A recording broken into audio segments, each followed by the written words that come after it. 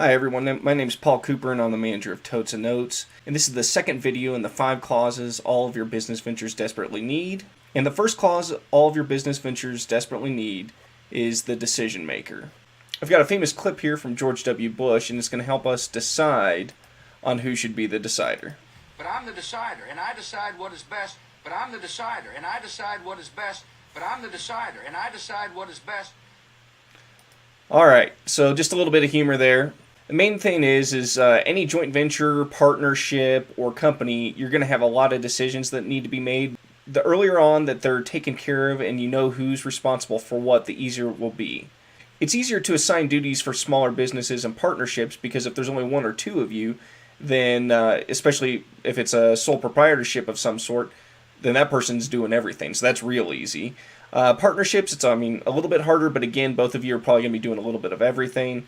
But what will happen a lot is these smaller partnerships, if it's not written down and there isn't some type of decision on who's responsible for what'll happen is people will float from one position to the next.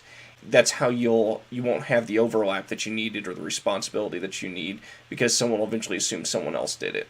Investment ventures, usually you have a funding partner and a managing partner. That's how we set up our joint ventures, and in the future that's how we're setting up our other companies that we're going to be using with certain investors. And so what we do is we have an investing funding partner, and then we have a managing partner, and the managing partner is responsible for virtually everything. They're responsible for the day-to-day stuff, and the investing partner's just there to basically get their piece of the pie, and then for some of the major voting decisions, they're a part of that. But the average 99% and all the daily stuff, they're not involved in. Now, the larger the partnership or business, there could be several people with duties. You could have overlap where some people are responsible for them. It becomes more important when you have several people overlapping and doing some of the same duties that there's ultimately someone who's responsible for the oversight. At Burger King or McDonald's, you're going to have a bunch of people that know how to cook burgers, flip them, whatever you want to call it, and assemble them. But at the end of the day, there needs to be someone who is watching over that, and that should be the shift leader or supervisor. And they're ultimately responsible for quality control and making sure that the customers are getting their product. Here's a big one at the bottom. One individual needs to have ultimate or tiebreaker authority. This could be a majority or unanimous vote or both. And this is important because otherwise, if it's unanimous and you have a two-person entity or partnership, it's really, really easy to get in a deadlock, and now nothing's getting done. Nothing can be done until everyone agrees on what's going to be done or how a certain situation is going to be handled. That's why in our joint ventures, we make sure that any type of event that doesn't require unanimous consent, then the managing member gets a tie-breaking vote if it's needed.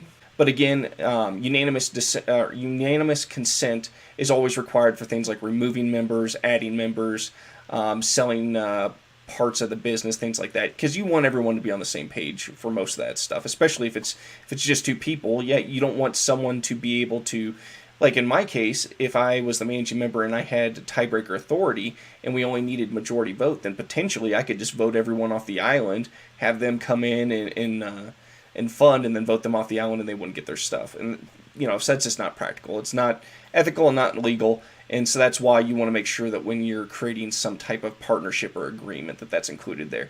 Because at the end of the day, the funding or partner needs to have their rights protected, the managing partner needs to have their rights protected, and then the managing partner needs to be able to take care of business quickly.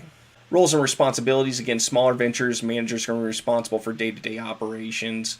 Larger ventures, the managing member or which would probably be a company or some type of entity at that point, would be responsible for the day-to-day activities.